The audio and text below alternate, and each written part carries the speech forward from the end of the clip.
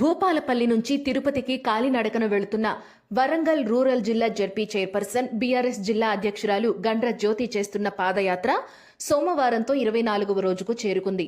ఉదయం 6 గంటలకు కుక్కలదొడ్డి నుండి ప్రారంభమైన పాదయాత్ర అన్నమయ్య నడిచిన దారిలో పాదయాత్ర చేసి మధ్యాహ్నం 3 గంటలకు తిరుపతి కొండకు చేరుకున్నారు.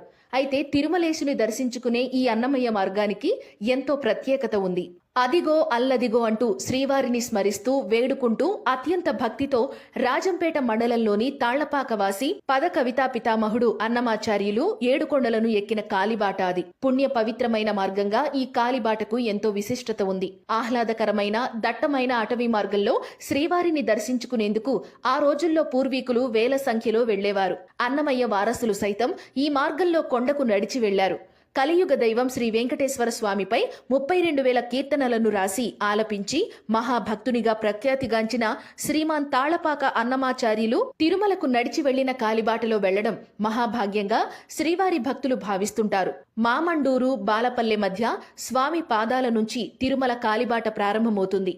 పక్షుల కిలకిలలు, సెలయేళ్లు, ఆహ్లాదకరమైన వాతావరణం నడుమ కొండకు చేరుకుంటుంది. అవ్వాతాత గుట్టలు, శుక్రవారం బండలు, పురాతన సత్రాలు, ఎర్రిగుంటలు, ఈతకాయల మండపం నుంచి గోగర్భ తీర్థం చేరుకుంటుంది. సుమారు ఈ కాలిబాట 14 కిలోమీటర్ల దూరం ఉంటుంది. కాలిబాట పూర్తిగా దట్టమైన అడవిలో ఉంది. పాదాలు అక్కడి కోనేరు, సత్రాలు కాలగర్భంలో కలిసిపోయాయి. పూర్వం తిరుమలకు ఈ దారి గుండా అధిక సంఖ్యలో శ్రీవారి భక్తులు వెళ్లేవారు. అయితే తిరుపతి నుంచి ఏడుకొండల మీదుగా తిరుమల చేరుకోవడం నేడు పరిపాటిగా మారింది.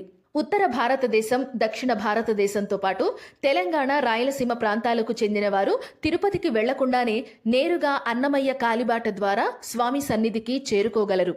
స్వామి సన్నిధికి చేరుకునే పుణ్య పవిత్రమైన మార్గంగా కాలిబాట ప్రాచుర్యం పెరిగింది. అలాంటి మహా విశిష్టత ఉన్న మార్గంలో గండ్ర జ్యోతి పాదయాత్రగా తిరుమల కొండకు చేరుకున్నారు. తిరుమలకు చేరుకుని మాడవీధుల్లో జెండా పట్టుకుని తిరిగి అనంతరం కోనేరులో స్నానమాచరించిన తరువాత వరాహ నరసింహస్వామిని దర్శించుకున్నారు. మంగళవారం వెంకటేశ్వర స్వామిని దర్శించుకుంటామన్నారు గండ్ర జ్యోతి. గోవింద